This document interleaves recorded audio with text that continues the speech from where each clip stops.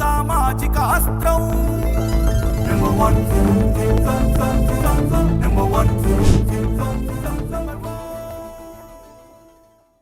రాష్ట్రమంతా సుభిక్షంగా ఉండాలని, ప్రజలు సుఖశాంతులతో జీవించాలని అమ్మవారిని కోరుకున్నట్లు ఆంధ్రప్రదేశ్ డిప్యూటీ స్పీకర్ రఘురామకృష్ణరాజు అన్నారు. బుధవారం ఉదయం అన్నపూర్ణాదేవి అలంకారంలో ఉన్న దుర్గాదేవిని ఆయన సందర్శించుకున్నారు.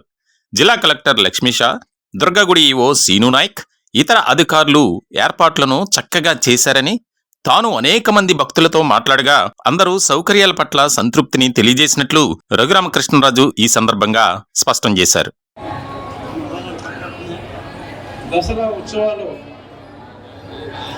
దేవాదాయ శాఖ మంత్రులు రామనారాయణ రెడ్డి గారి ఆధ్వర్యంలో కమిషనర్ ఎండోమెంట్స్ రామచంద్రమోహన్ గారు, టెంపుల్ ఈవో నాయక్ గారి నిరంతర పర్యవేక్షణలో భక్తులకు ఎటువంటి ఇబ్బంది లేకుండా చాలా సజావుగా ఏర్పాట్లన్నీ జరుగుతున్నాయి.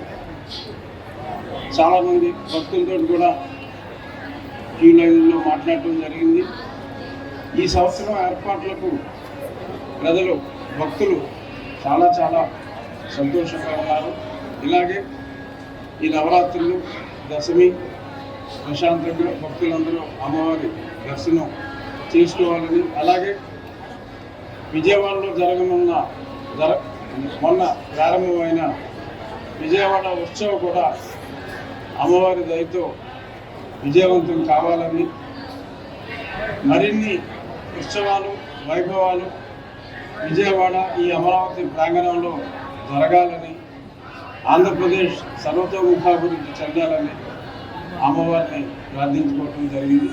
ధన్యవాదాలు.